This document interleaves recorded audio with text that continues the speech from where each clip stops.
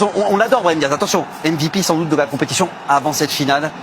Mais est-ce que ce pressing-là, l'intensité qu'il y met, d'ailleurs il y a un moment, vous allez voir, il va prendre le ballon, c'est-à-dire qu'il est encore dans son énervement. C'est la continuité de l'action. Ouais. Et vous allez voir aussi la façon de s'en prendre à l'arbitre assistant de cette partie.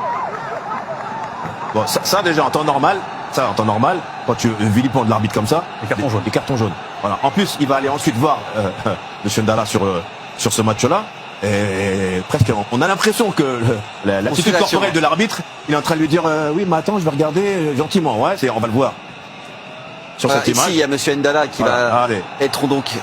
Et regardez sous cet angle-là, il essaye d'apporter du calme, il essaye d'apporter.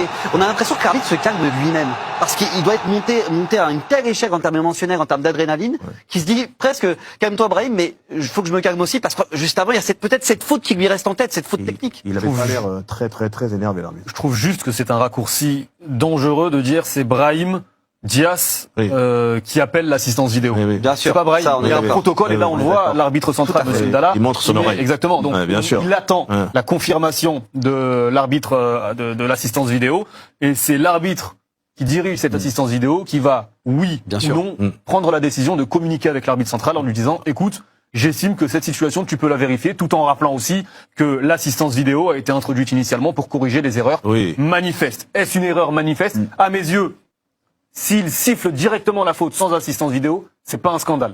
Qu'il ne signale pas cette faute, c'est pas non plus un scandale. Donc, la notion d'erreur manifeste, est-ce qu'elle peut exister sur cette situation-là? C'est un autre débat. Ça, c'est un autre débat philosophique autour de l'assistance vidéo. Quoi qu'il arrive, il y aura toujours de l'interprétation dans le football. Quoi qu'on en fasse. L'interprétation sur la faute sifflée donc de Mamadou Seck, elle existe. L'interprétation sur cette faute de Brahim Diaz, elle existe. C'est plus sur le côté. Il y a le sentiment parfois d'un deux poids deux mesures et je pense que les Sénégalais ont peut-être ressenti ça, Brahim, toi de ta vie. Oui, je pense que c'est un petit peu ça. C'est pareil. Si on a cette réflexion-là, on va prendre un exemple qui existe aujourd'hui dans le football. Quand il y a des hors-jeux, il y a hors-jeu clair et net, mais on laisse l'action aller jusqu'au bout et après on revient. Donc pourquoi ça s'est pas appliqué dans ce cas-là? Ou alors pourquoi maintenant quand il y a hors-jeu, dès qu'on sait qu'il y a hors-jeu, on siffle et c'est terminé? Alors, et puis